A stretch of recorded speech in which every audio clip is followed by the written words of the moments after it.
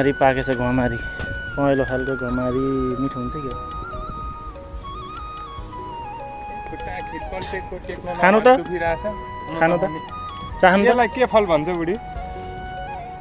यो हाम्रो त्यो रातो हुन्छ पहेँलो पहेँलो खालको छ रातो रातो पनि छ उनीहरूतिर त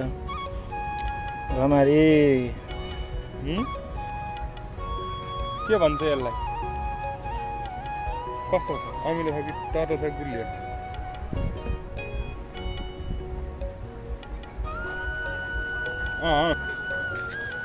रोमानियामा हुने साथीहरूले चाहिँ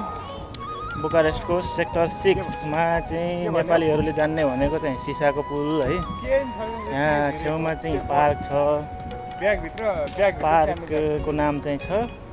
पार्कुल दुरुमुल ताबेरेई भन्नेवाला छ होइन यहाँ आएर भिजिट गर्न सक्नुहुन्छ रोमानियामा हुने साथीहरूले 6 नम्बर सेक्टर